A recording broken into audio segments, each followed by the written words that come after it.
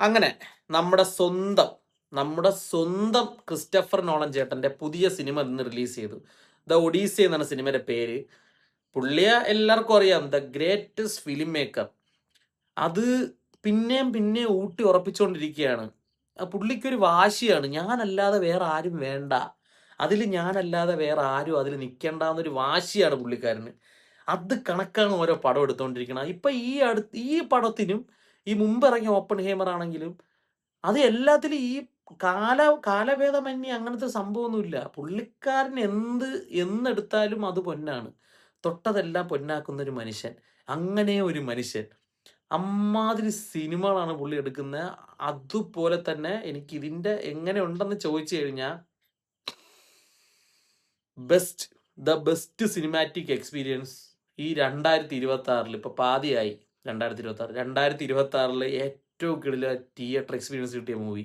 അത്രയും ഒരു cinematic experience, peak the absolute cinema എന്നൊക്കെ പറയില്ലേ, അതേ സാധനം.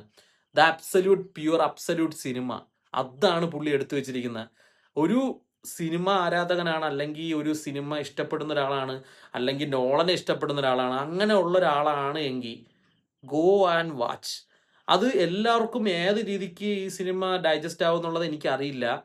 പക്ഷെ ഒരു സിനിമാറ്റിക് എക്സ്പീരിയൻസ് ആഗ്രഹിക്കുന്നവർക്ക്, അല്ലെങ്കിൽ ഒരു സിനിമ എന്ന് പറഞ്ഞാൽ ചുമ്മാ ഈ എന്റർടൈൻമെന്റ് സിനിമ അങ്ങനത്തെ ഒരു ടൈപ്പ് അല്ല, സിനിമ ഇഷ്ടപ്പെടുന്ന ഒരാൾക്കും എന്തുകൊണ്ടും ദ പീക്ക് സിനിമാറ്റിക് എക്സ്പീരിയൻസ് കിട്ടുന്ന ഒരു കിടിലം പടം.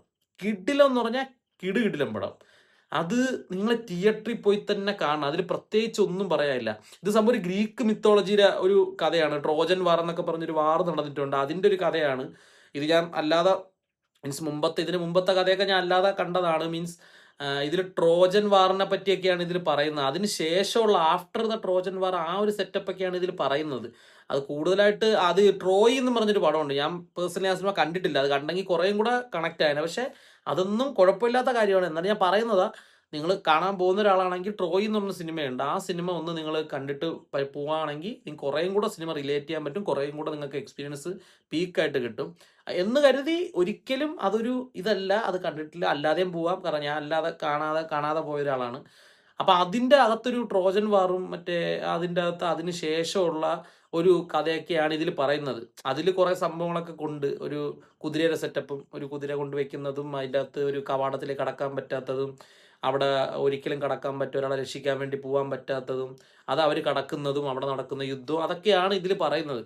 അപ്പം അതിൻ്റെ ഒരു ഷെയ്ഡ് ഇതിലുണ്ടെങ്കിൽ പോലും അതിന് കൂടുതലൊരു സർവൈവൽ എന്ന് പറയാം. അല്ലെങ്കിൽ ഒരു ആളുണ്ട്, ഈ ഒഡീസി എന്ന് പറഞ്ഞ ആള്.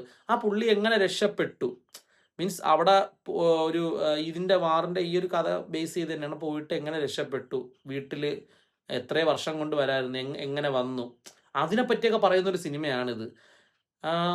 എന്താ പറയാ, അതിൽ കുറേ ഫാന്റസി എലമെന്റ്സ് ഉണ്ട്. ചെറിയ ചെറിയ എന്താ പറയാ, കുറച്ച് ക്ലൈമാക്സ് എടുക്കുമ്പോഴൊക്കെ കുറച്ച് നമുക്ക് മാസീവായിട്ടുള്ള ഒരു സാധനമൊക്കെ നമുക്കതിൽ കിട്ടുന്നുണ്ട്. അങ്ങനത്തെ ഒരു മാസമൊന്നും അല്ല. നമുക്ക് ക്ലൈമാക്സ് പീക്ക് സാധനമാണ്. ക്ലൈമാക്സ് എത്തുമ്പോൾ ഒരു കൈയടിക്കും, ഉറപ്പായിട്ട് നമ്മൾ കൈയടിക്കും. ആ ക്ലൈമാക്സിൽ ആ ഒരു സീനി എല്ലാവരും തിയേറ്ററിലുള്ള എല്ലാവരും കൈയടിച്ചൊരു സീനാണ്. ക്ലാപ്പ് ചെയ്തു. അത്രയും കിടിലൊരു കണ്ടിങ്ങനെ വരുമ്പോൾ നമ്മളിങ്ങനെ ഇരുന്നങ്ങ് കണ്ട് ആ സിനിമയിലേക്ക് വരുമ്പോൾ ആ ക്ലൈമാക്സ്, ആ ഒരു സീന്, ഒരു പീക്ക് ഒരു മൊമെന്റ് വരും. ആ ഒരു മൊമെന്റ് എത്തുമ്പോൾ നമ്മൾ കൈയടിച്ചു പോകും. അത്രയും പീക്ക് എക്സ്പീരിയൻസ് എന്നൊരു മൂവിയാണ്. എനിക്ക് ഭയങ്കരമായിട്ട് ഇഷ്ടപ്പെട്ട സിനിമ. ഞാൻ നല്ല രീതിക്ക് എൻജോയ് ചെയ്ത് കണ്ടു. തുടക്കം ആദ്യമൊക്കെ ഒന്ന് ഹുക്കായി വരാൻ ഇച്ചിരി ഒന്ന് പാടാണെങ്കിലും, ഞാൻ എൻ്റെ കാര്യമാണ് പറയുന്നത്. തുടക്കം ഞാൻ ഒന്ന് ഹുക്കായി വരാൻ ഇച്ചിരി ഒന്ന് പാടുപെട്ടെങ്കിലും കുറച്ച് കഴിഞ്ഞൊരു 10 മിനിറ്റിൻ്റെ അകത്തൊക്കെ ആയപ്പോൾ തന്നെ ഞാൻ ഇന്നായി. പിന്നെ ഒരു പോക്കായിരുന്നു സിനിമ. പക്ഷെ അത് എല്ലാവർക്കും ഏത് രീതിക്ക് അത് ഡൈജസ്റ്റ് ആവുമെന്ന് എനിക്കറിയില്ല. നിങ്ങളൊന്ന് കണ്ടു നോക്കുക, സിനിമ ഒന്ന് കണ്ടു നോക്കുക. നിങ്ങൾ സിനിമാറ്റിക് എക്സ്പീരിയൻസ് ഇഷ്ടപ്പെടുന്ന ഒരാളാണ്, അല്ലെങ്കിൽ നോളന്റെ സിനിമ, അല്ലെങ്കിൽ നല്ലൊരു പീക്ക് സിനിമ, ഒരു അബ്സല്യൂട്ട് സിനിമ, ഒരു എപ്പിക്ക് സാധനം, എപ്പിക്ക് എന്ന് പറഞ്ഞാൽ ക്ലാസിക് എപ്പിക്ക് സാധനം കാണാൻ താല്പര്യം ഉണ്ടെങ്കിൽ എന്തായാലും ഈ സിനിമ ഒന്ന് പോയി കാണുക. തിയേറ്ററിൽ തന്നെ നല്ല ഒരു ഐമാക്സിൽ കണ്ടാൽ കുറേ കൂടെ ബെറ്റർ. ഞാൻ ഐമാക്സിലല്ല കണ്ട, PVRലാണ്. അതിനെപ്പറ്റി എനിക്കൊരു കാര്യം പറയാനുണ്ട്. നമ്മുടെ PVRൽ ഞാൻ പോയി കണ്ടതെന്ന് വെച്ചാൽ ലുലു മാളിൽ നമ്മുടെ PVR ഇതിലാണ്, ഓഡി 8ലാണ് ഞാൻ പോയി കണ്ടത്. എന്ത് കൂറ സൗണ്ടാണ് അവർ കൊടുത്തിരുന്നത്. അതിൻ്റെ അകത്ത് ഡോൾബി 7.1 എന്തോടാണ് അതിൻ്റെ അകത്ത് ഓഡിയോ വരുന്നത്. പക്ഷേ എൻ്റെ പൊന്നെ ഒരു കരകരപ്പ് തുടക്കത്തിലൊരു സൗണ്ട് ഇങ്ങനെ ഒരു കരകരപ്പും ഒരു സൗണ്ടുണ്ട്. അപ്പോൾ ഞാൻ ആദ്യം വിചാരിച്ച ഞാനും എൻ്റെ ഫ്രണ്ട്സുമായിട്ടാ പോയത്. നമ്മളിങ്ങനെ തമ്മി തമ്മി പറഞ്ഞുകൊണ്ടിരുന്നപ്പോൾ ഞാൻ പറഞ്ഞപ്പോൾ നമുക്ക് തോന്നിയെന്ന് വെച്ച് കഴിഞ്ഞാൽ അതിൻ്റെ ആ സിനിമയ്ക്കകത്തുള്ള സൗണ്ട് ആയിരിക്കാം. എന്ന് വെച്ചാണ് അങ്ങനെ ഇരിക്കുകയായിരുന്നു. പക്ഷേ ഇത് ഇങ്ങനത്തെ കുറെ പീക്ക് നല്ല നല്ല സൗണ്ട് എഫക്റ്റ് ഉള്ള സാധനം വരുമ്പോൾ ഇത് കിടന്ന് ഇങ്ങനെ ഈ നമ്മൾ മറ്റേ സ്പീക്കറിനകത്ത് ചല്ലി വാരി എറിയുമ്പോൾ കിടന്ന് കുരയ്ക്കില്ലേ നമ്മളെ പഴയ സ്പീക്കറുകളൊക്കെ കിടന്ന് ഇങ്ങനെ കരകരയാന്ന് പറഞ്ഞ് കരയ്ക്കും. അതേ കണക്കൊരു സൗണ്ട്. വലിയ ലുലു മാള് PVR എന്നൊക്കെ പറഞ്ഞ് ടിക്കറ്റിന് നല്ല റേറ്റാ. ടിക്കറ്റ് റേറ്റ് വലിയ കുറവല്ല. പക്ഷേ ഇത് ബുക്ക് ചെയ്ത് വരുമ്പോൾ അത്യാവശ്യം നല്ല റേറ്റ് വരുന്നുണ്ട്. അപ്പോൾ അങ്ങനെയൊക്കെ ഇരുന്ന് കാണാം. അതിൻ്റെ അകത്ത് തന്നെ നമ്മുടെ ഡിക്ലൈനറും ഒക്കെ ഉണ്ട്. അപ്പോൾ അതിലൊക്കെ ഇരുന്ന് കാണുന്നവരൊന്ന് ആലോചിച്ച് നോക്ക്. അത്രയും പൈസ മുടക്കി കാണുന്നവരൊക്കെ ഈ ഈ സൗണ്ടിലിരുന്ന് കാണുന്ന ഒരു അവസ്ഥ ആലോചിച്ച് നോക്കിയേ. ഭയങ്കര വേർസ്റ്റ് എക്സ്പീരിയൻസ് ആണ് സൗണ്ട് എഫക്റ്റ്. പക്ഷേ ആ സിനിമയിൽ അത്രയും നല്ല സൗണ്ട് എഫക്റ്റിലൊക്കെ ഇരുന്ന് എക്സ്പീരിയൻസ് ചെയ്യേണ്ട മൂവിയാണ്. പക്ഷേ അത് എനിക്ക് ഒട്ടും ഇഷ്ടപ്പെട്ടില്ല. എനിക്ക് കല്ലുകടിയായിരുന്നു ആ അവസാനം വരെ. ആ ഒരു അങ്ങനത്തെ കുറേ സൗണ്ട് എഫക്റ്റ് വന്ന സമയത്ത് എല്ലാം ഇതായിരുന്നു അവസ്ഥ. അതൊരു ഭയങ്കര നെഗറ്റീവായിരുന്നു അത്. അത് പറ്റുമെങ്കിൽ നിങ്ങളത് ശരിയാക്കുക. അത് നല്ലതായിരിക്കും. കാരണം അതൊരു വേർസ്റ്റ് എക്സ്പീരിയൻസ് ആയിരുന്നു ആ സംഭവം. അല്ലാതെ നിങ്ങൾ പടം പോയൊന്ന് കാണുക. കൂടുതലായിട്ടൊന്നും പറയാനില്ല. Go and watch.